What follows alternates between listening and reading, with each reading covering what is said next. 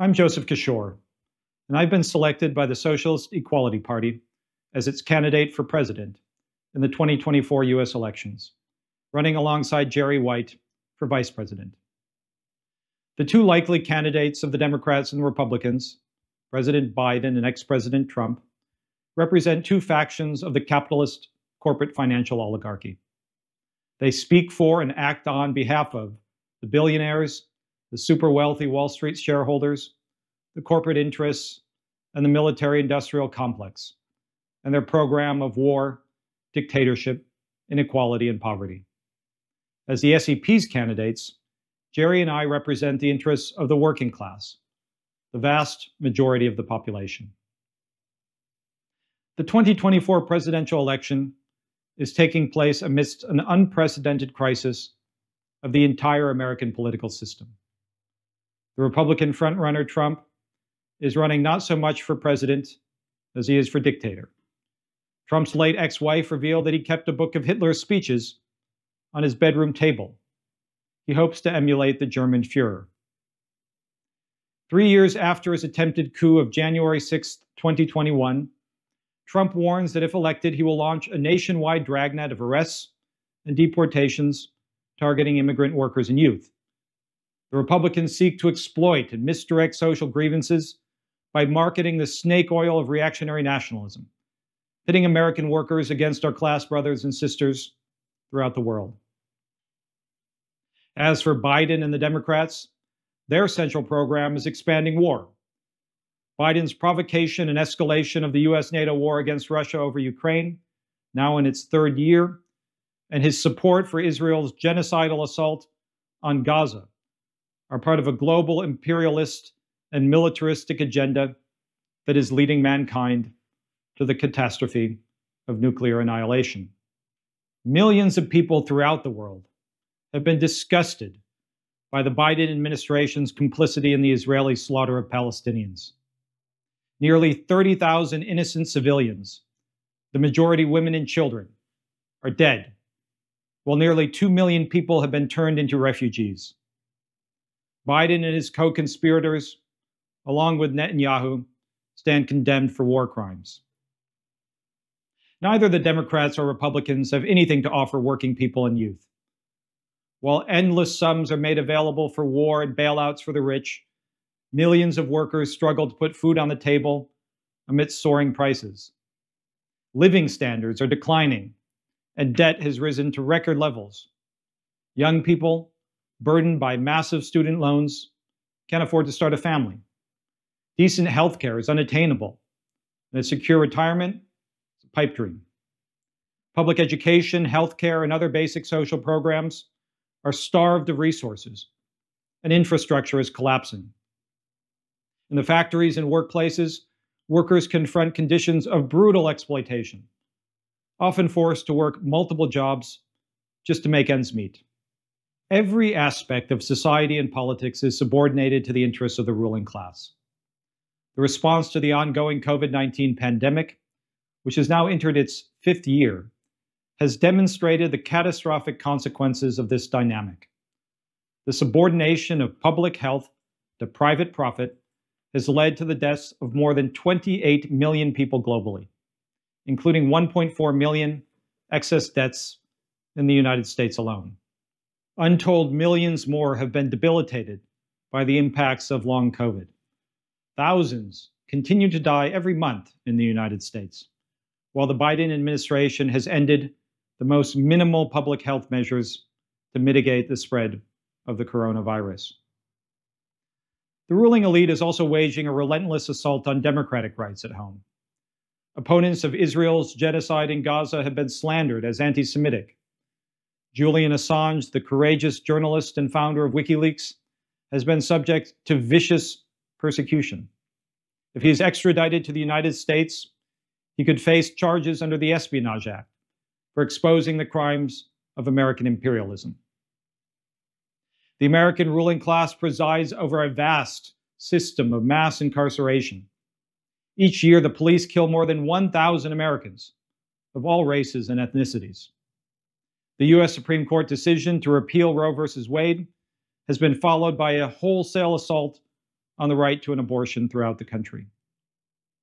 The election process itself is entirely undemocratic. Through various means, including egregious ballot access restrictions, the domineering influence of money in the electoral process, and the corporate control of the media, the ruling class seeks to maintain the stranglehold of the two-party system and exclude any interference by the working class. But millions of workers and young people are looking for a political alternative to the two parties of war, inequality, and reaction. There is not a single social or political problem that can be addressed outside of a frontal assault on the wealth and power of the capitalist oligarchy.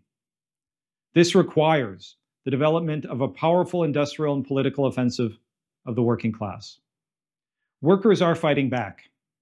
Last year, protests and strikes spread throughout the UK, France, Germany, Turkey, Pakistan, Sri Lanka, India, Ghana, Nigeria, Argentina, and many other countries. And they are continuing in 2024. In the US, there were 36 major strikes involving nearly 500,000 workers last year, almost 4 times the number the year before. Healthcare workers, educators, and auto workers walked out, in addition to new sections of the working class, such as actors and screenwriters and tens of thousands of university academic workers. However, the trade union apparatus, controlled by upper middle class bureaucrats, collaborates with management and the state in imperialist war abroad and class war at home. This was demonstrated most clearly last year in the betrayal of the strikes in the television, film, and auto industries, and in the sellout of UPS workers. Contrary to claims about historic victories and historic contracts, the agreements paved the way for tens of thousands of job cuts. Our election campaign will fight for the development of new organizations to coordinate workers' struggles, rank-and-file committees that operate independently of and in opposition to the nationalist and pro-capitalist trade union bureaucracies. The Socialist Equality Party, together with our sister parties in the International Committee of the Fourth International, will fight to unite workers across borders through the building of the International Workers' Alliance of rank-and-file committees. The logic of the struggles of the working class is for the fight for socialism. Socialism means genuine social equality between all people. It means abolishing an economic system based on the exploitation of the working class, in which massive wealth is concentrated in the richest 1%, and CEOs and Wall Street executives earn more in one day, and even in 1 hour, than the worker makes in an entire year. Socialism means a society run by those who produce all of the wealth, the working class. And it means an enormous expansion of democracy by establishing working class control over production on a world scale. The ruling class and its corrupt media declare endlessly that socialism is un-American and will never win support in the United States. If they really believe this nonsense, why do they devote such immense resources to combating the growth of socialist influence? Trump has made no secret of the fact that he views socialism as his most dangerous enemy. Both the Democrats and the Republicans do everything in their power to exclude socialists from the ballot. Their mutual hatred of socialism reflects their fear of the working class and of the development of its political understanding of its own economic and social interests. In 1858, on the eve of the American Civil War, the Second American Revolution, Abraham Lincoln explained that the country could not endure half slave and half free. Well, today, American democracy cannot endure when a tiny minority live like kings and the vast majority of workers, the wage slaves of capitalism, struggle to make ends meet. Capitalism has brought society to a dead end. For humanity to survive and resume the march to progress, it must take another path, the path to equality, the path to socialism. In the months ahead, Jerry and I, as the candidates of the Socialist Equality Party, will make the case for socialism. We will fight for the political independence of the working class from the capitalist parties. We will explain that there is an alternative to capitalism and that the working class has the power to create a better world, to the extent that it recognizes its power as part of the international working class and takes up the fight for socialism. The Socialist Equality Party campaign will provide a perspective and a way forward. Jerry and I will be traveling throughout the country and around the world, speaking to workers and young people, giving expression to the enormous opposition that exists to war, to genocide, to inequality, to dictatorship. The success of this campaign, however, depends on you. Make the decision to become a part of history. Support the Socialist Equality Party campaign. Organize an election committee in your school or workplace. Donate to our campaign committee.